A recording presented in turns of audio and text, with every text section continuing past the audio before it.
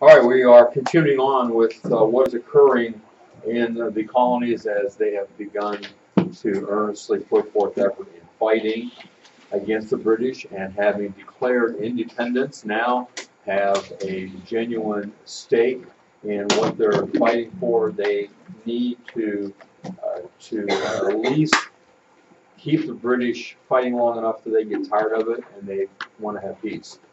Remember, the colonists don't have to actually win the war, just fight long enough for the British to not want to fight anymore. Whereas the British have to win. They cannot fight to a tie or to a draw. In that case, the colonists would actually win. All right, so we have seen some of the recent battles that have taken place. Remember that when the British left Boston, they went down to New York City. Washington tried to hold New York City. We had battles on Long Island and then into Manhattan, but Washington was not able to prevail against the British. They just had too much for him and pushed him out of New York. As Washington then retreats down into New Jersey, the British forces follow. They're heading toward Philadelphia, which is the capital of the Continental Congress of the colonies. That's where the Continental Congress is meeting. With the British getting close to the city, the Continental Congress leaves Philadelphia to nearby York, Pennsylvania. So today we're picking up then what the British plan is and what transpired as a result of that plan. Remember yesterday we mentioned that they changed their strategy. The colonies were proving to be a little more difficult to handle than what they anticipated. So they came up with a plan to divide New England from the rest of the colonies by sending a force down from Canada down this way, down the Hudson River, a force up this way, which would be General Howe, and a force from Lake Ontario. And so by dividing New England off from the rest of the colonies, they hope to destroy any supplies that might be going back and forth and hopefully be able to defeat the colonists. All right, so as the British plan is discussed, there's some other things that happened prior to the plan being put into operation. And that is immediately we have General Howe, who is supposed to eventually come up the Hudson River from New York City. Instead, he is in the process of going towards Philadelphia. And this results in Washington trying to defend Philadelphia from the invasion of the British. Members of Congress, as I said, were forced to flee from Philadelphia to York, Pennsylvania in late September 1777. And they were beginning to lose confidence in their ability to be able to defeat England and gain their independence. Remember, there have been very few victories for the Americans. Basically, you have Trenton and Princeton. Other than that, Washington is getting beat on every battle. Now, earlier you had the success in Boston, but in recent times for them, it didn't look very good. But I pointed out to you yesterday, even such trying times, this Continental Congress did order an importation of 20,000 Bibles. They thought that was an important thing to do. Once they got to York, the congressmen met together. We talked about how discouraged they were. John Adams described it as they were pretty depressed, but Samuel Adams stood up and encouraged them, encouraging them from the standpoint that God was on their side. That brings us then to, in your notes, the turning point, but there's some things that we have to talk about before we get there. So we know what the turning point is. But prior to that, there are these couple battles in Philadelphia we want to at least mention. First is the Battle of Brandywine, which you can see that the blue is Washington and his men. The red are the British. You see Cornwallis, who you may remember from later in the war, under the direction of General Howe. He is the general in charge. And you can tell that the British forces are coming in such a way here that they are pushing back the Americans, and in fact they do. So the pushback from Brandywine in September of 1777, and that is followed by what's called the Battle of Germantown, in which Washington is pushed back even further. Now, at that time, Germantown was a town outside of Philadelphia. Today, it's in the city of Philadelphia. So you can still visit Germantown. It's there, and you can. And some of it is still much the same. There are some cobblestone streets, and there's some old houses and things like that. But Washington can't hold back the British, and so the British take Philadelphia.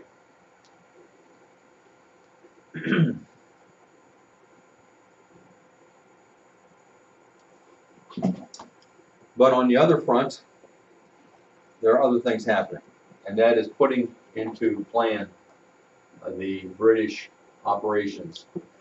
General Burgoyne comes down from Canada, and he has to go on Lake Champlain and go down this direction. Now, these battles aren't happening yet. We'll get to those. St. Ledger is coming from this direction, and Howe is supposed to come from this direction.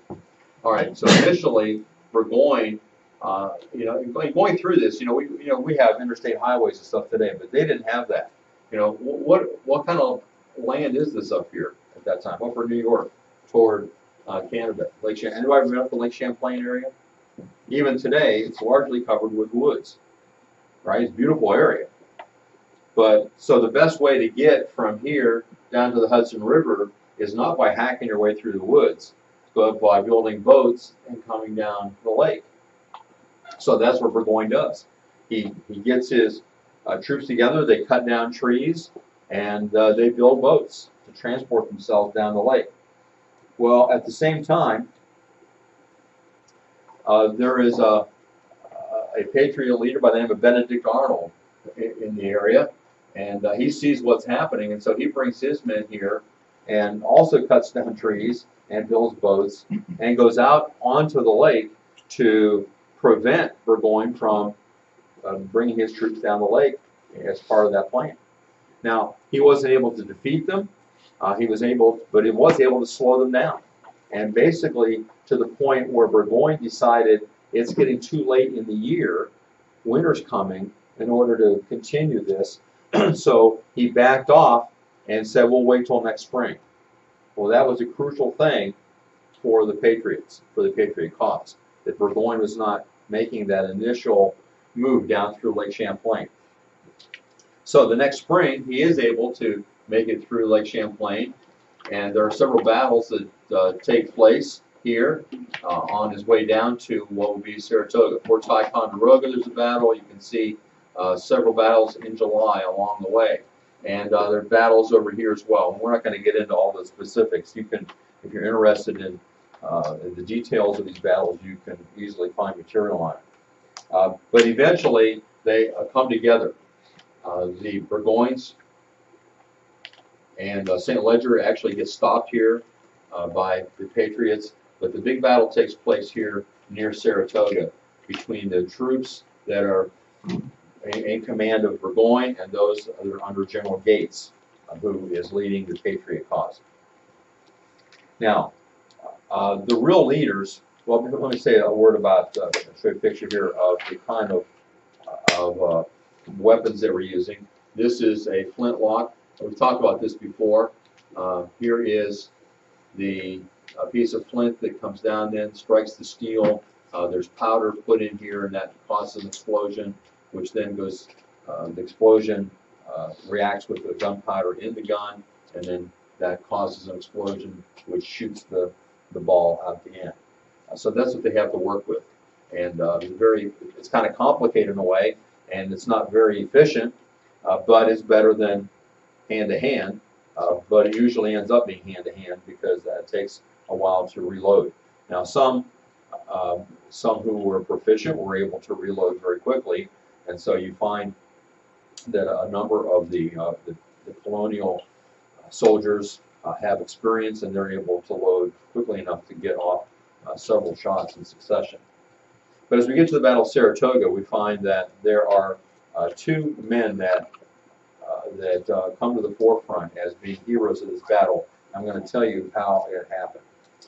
3 weeks before the battle, remember, Benedict Arnold has kind of a reputation by this time, and you know a little bit about him of how he tried to horn in on the attack on Fort Ticonderoga. Remember that, along with Ethan Allen. So he's always trying to get into things and to be the leader. Well, he and General Gates had argued violently over what tactics they were going to employ in attacking the British, and as a result, Gates had relieved Arnold of his field duties. And so as they go into battle, Arnold is not allowed to be in the battle. He's sitting on the sidelines. But during the battle, it quickly became clear that Gates was in over his head. The British were winning. And Benedict Arnold, he's sitting there on the sidelines watching this thing, and he knows he can do better. He knows that the colonial forces can do better. And so he ignores the orders and jumped on top of his horse and went into battle. And the Patriot soldiers are tired. They've been fighting. They're tired. But when they see Arnold, it revives them, and they cheer because they know he's a good fighter. He's a good leader. First, Arnold drove against a German unit that he saw there because he saw weakness in the line. And as he did that, they collapsed. Then he saw the British General Simon Fraser rallying the Redcoats. Arnold turned to Morgan, Daniel Morgan, who was a sharpshooter, and he had a small brigade of sharpshooters with him. And he ordered him to have one of his sharpshooters bring Fraser down. Tim Murphy received the assignment. He climbed a tree with his double-barreled rifle. He had a rifle, so he had the spinning action, so he could be more accurate. And on the third shot, Fraser fell, dead. Well, with the loss of their leader, the British pulled back to some nearby earthworks. Arnold and his men vigorously attacked, but they were repulsed. Arnold spurred his horse around to the other side, commandeered the troops of another general. He said, "Okay, you guys follow me now." And they did. And ordered them to attack the earthworks in force. "Come on, boys," Arnold shouted as he rode back and forth in a hail of enemy fire. And before long, they had swept over the top of the earthworks and driven the British from their stronghold. "He's fearless," one of the Connecticut troops cried out. "He's like a madman. By all that's true, he's going to win the battle." And that was certainly the case. The last holdout among the British was a strong redoubt on the British right guarded by an elite group of Hessians. Arnold gathered 2 more regiments. I mean, he's going around gathering up soldiers that belong to other people, but he doesn't care. He's getting them, and he's going to battle. And he drove his combined forces against this stronghold. Victory finally seemed within reach when, blam, a musket ball ripped through the flesh of Arnold's left leg. He screamed in shock and pain. The sword tumbled from his hand. More shots arrived, felling his horse. His horse toppled over and landed on his already wounded leg, crushing it. And he's laying there under his horse with his leg wounded and bleeding. But he had done enough to win the battle.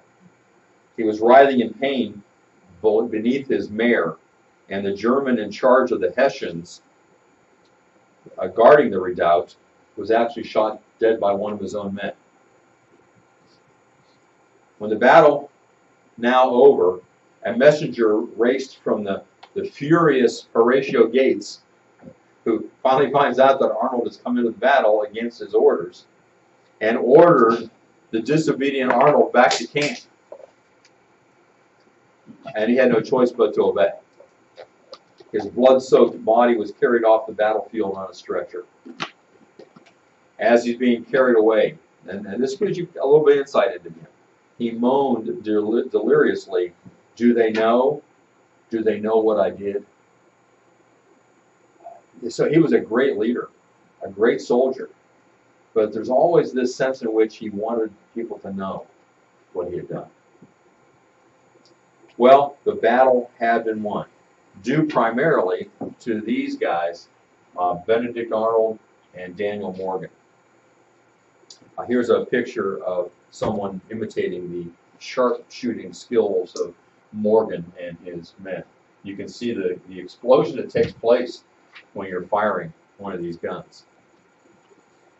Well, the results of this battle were that the U.S. Continental Congress, who had just come into session, they heard about it and they set aside a day for Thanksgiving and praise for the decisive battle at Saratoga, which marked the first time that all the American colonies took part in such an event on the same day. The entire British invasion force was killed or captured. Oh, by the way, who didn't show up? Who was supposed to be there as part of the British plan and wasn't there? Is anybody missing? No, Burgoyne was there. Burgoyne was the one that was leading the forces down that met at Saratoga. Howe. General Howe, where was he? Where did we leave Howe? Philadelphia. In Philadelphia. He decided not to make the trip. I think he did send a few soldiers over, but he didn't go himself. Why? Well, remember, at the time, Philadelphia is the largest city in the colonies. It's probably the most cultured city in the colonies. And he didn't want to leave. Besides that, he had a young lady there that had captured his attention. Oh, sure, she was the wife of one of his lieutenants, but he sent the lieutenant away to serve somewhere else, and so she was available. Ben Franklin remarked later that it wasn't so much that Howe captured Philadelphia as Philadelphia captured Howe. And so he didn't show up. So the entire British force, the invading force from Canada, was captured or killed. A great victory after so many defeats. And it is this victory then that brings France into the war. They have been waiting to see, because they didn't want to declare war on Great Britain, just to have the American colonies resolve their differences and get back with Britain and then help them fight against the French. You see how that's going to happen? So they're waiting to see, are these Americans serious, and will they actually carry out this war against the British? Well, the Battle of Saratoga showed that they, in fact, were able to hold their own against the British, and that they were serious about separation. Now, Ben Franklin was in Paris at the time, and he's there trying to gather support from the French. According to John Adams, Franklin pretended to know a lot more French than he actually did. And so he was always at parties and stuff. He was a great hit. You know, everybody had heard about Ben Franklin, the scientist. And so he was already famous throughout Europe before this all began. And so he would come in and, let's see, does he have, no, he doesn't. A lot of times you see pictures of it or drawings of it. He would wear this big fur hat. He didn't normally do that, but he sort of felt it made him look like a frontiersman. And that was what the French expected. They just expected to see this unique American there at their parties. And so he played it up as much as he could, pretended to understand what they were saying, apparently, and all the while trying to gather French support. He had apparently quite a few dalliances with the ladies. He, enjoyed that as well. One thing he did, which you might find interesting when he was in France, he had a disagreement with John Adams over this issue. In fact, one time earlier, Adams and Franklin were on their way through New Jersey to New York to negotiate with General Howe and to try to negotiate a peace. They're being sent by the Continental Congress. And so on the way, they're traveling together, and they stop at an inn for the night. And back in those days, you didn't each get your own room. You didn't even each get your own bed. So they're sharing a bed in this inn. And Franklin wants to open the window, let some fresh air in during the night. Well, Adams was of the opinion that you don't open a window at night, that night air can make you sick. And you probably hear people arguing today about that. The way Adams tells it is that Franklin opened the window, and then begin to tell all the reasons, basically give a scientific explanation of the reasons why they should have the window open. And as Franklin was talking, Adams fell asleep. So he doesn't know how long Franklin went on talking about this issue. He was asleep. But when he's in Paris, he decides to engage in another way of getting fresh air, which he thought was healthy, into his body. So he would take air baths. He would open up the doors onto his balcony, take off all his clothes, and walk out on the balcony and just, let the air envelop him. So he was quite the guy, and quite popular in France. Well, when the Battle of Saratoga took place, the French king decided, he's Louis XVI, decided this is our way to get back at Great Britain for what they've done to us. So they poured a lot of money, and they sent troops as well, and their navy to America to assist us in our fight against the British. All right, so very important. Saratoga is the turning point of the war, not just because we had a major victory, and they'll be followed by some other victories, but most importantly because that convinced the French government, King Louis XVI, to help us. And without his help, we could not have won, as you'll see. All right, any comments or questions? On the first day of May, 1777, Washington's Continental Army learned that France was joining the war on the side of America. Washington proclaimed to his men this. Listen to what he says. It having pleased the almighty ruler of the universe to defend the cause of the United American States, and finally to raise up a powerful friend among the princes of the earth, to establish our liberty and independence upon a lasting foundation, it becomes us to set apart a day for gratefully acknowledging the divine goodness and celebrating the important event which we owe to his divine interposition. To whom is Washington giving credit for the fact that France is coming in on the American side? To God. However, the official report from General Gates concerning Saratoga gave himself the credit for the victory. Completely omitted any mention of Arnold's heroic charge. Why? Well, Gates didn't like Arnold. He had told him not to even get into battle.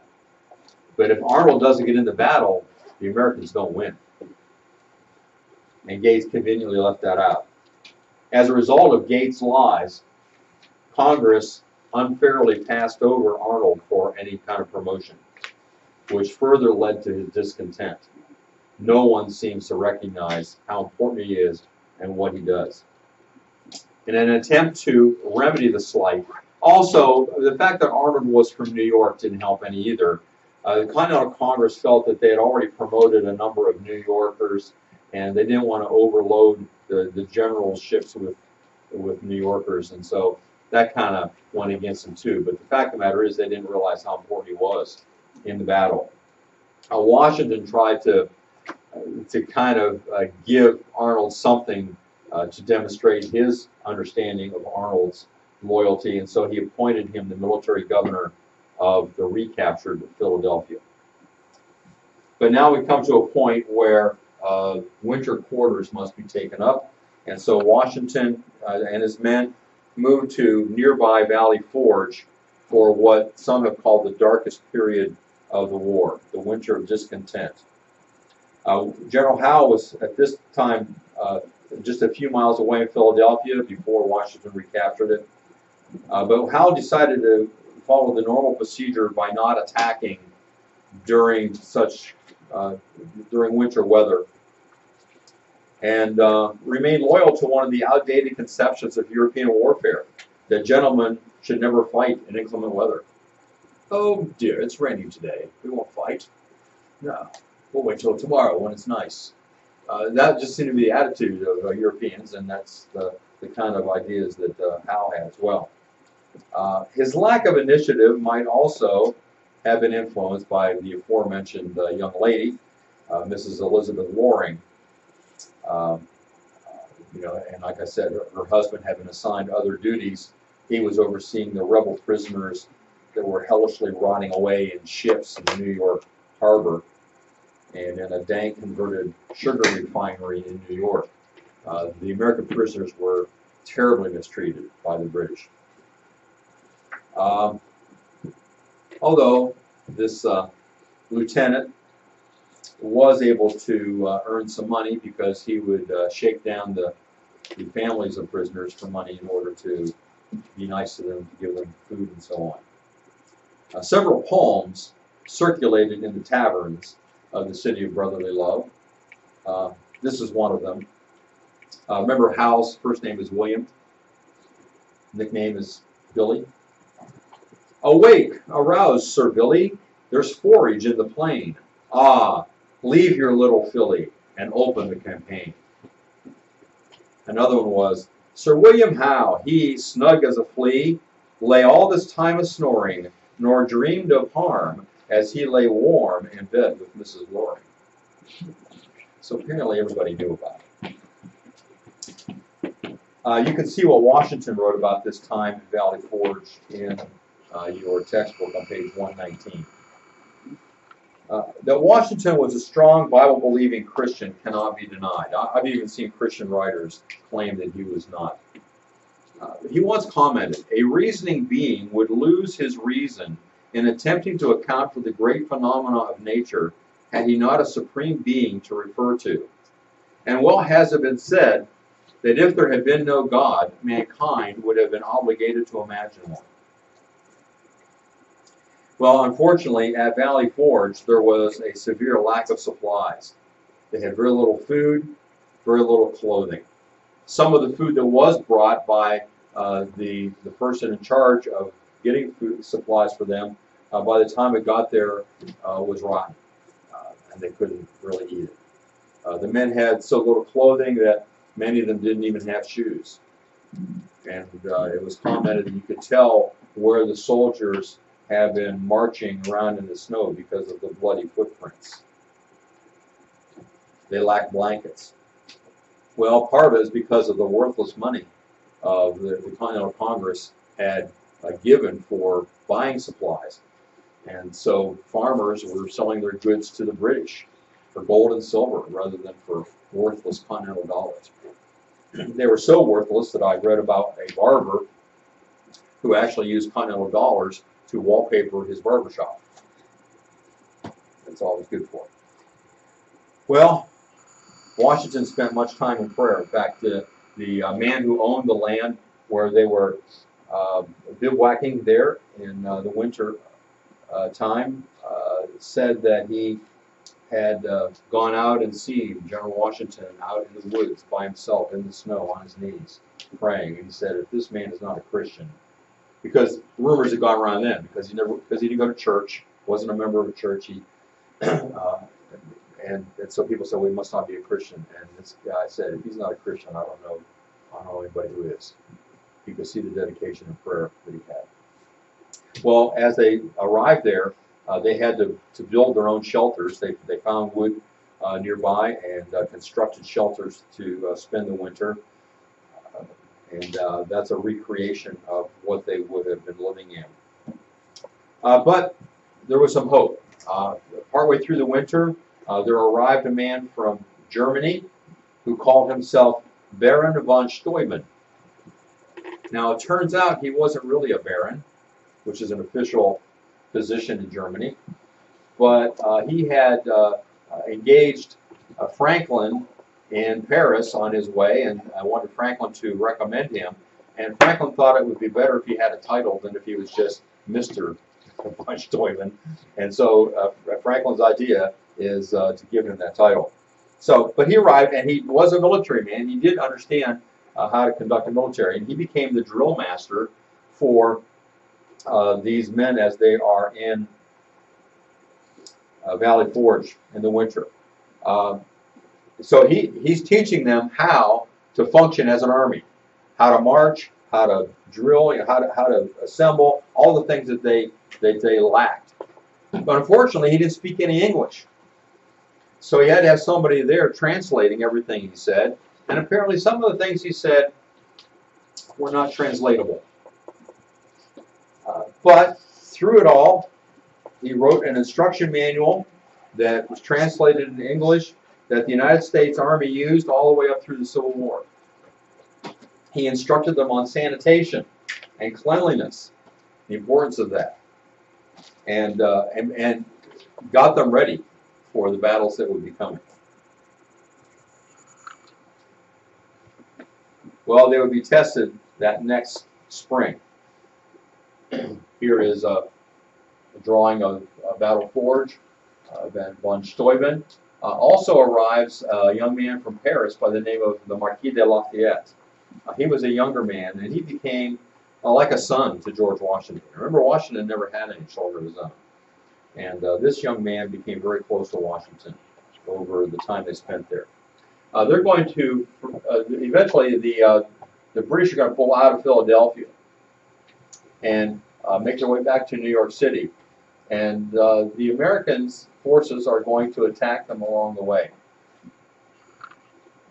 I should mention there's another person who comes to help the American cause from Poland, and his name is Kosciuszko. That's the only time I'll try to say it. All right, and in fact, his name is so hard to pronounce that when it came time to honor him by naming a town after him, they didn't call it that. They called it Poland. Poland, Ohio is named for this man who came from Poland to help the American cause. And you can see a statue of him. There was another guy from Poland too. You can see a statue of them in that Pearson Park. Is that what's called? Pearson Park.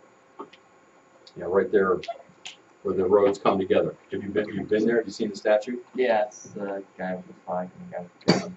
Guy with the flag and a guy with a gun. Yeah. That's all you need. Legends, dude. Yes.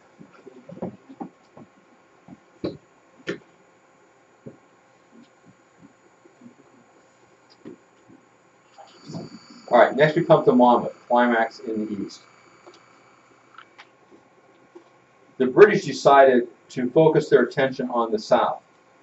And so they withdrew from Philadelphia to New York City with the intention of moving south then. And we'll talk about their reason for that. First of all, the entrance of France into the war caused great panic in England. All right. First of all, this war wasn't supposed to last this long. You know, it should have taken us more than a week to defeat these colonists. And now it's dragging on and on. We've had some defeats, especially at Saratoga. And now the French are coming into the war. What's going on? The world is not functioning as it should. And so people in Great Britain are beginning to be very fearful. Also, Howe, because he was not successful, and maybe partly because of the affair he was having, was replaced by Henry Clinton. Clinton was disgusted with the war, and Howe was disgusted with how things had been going as well.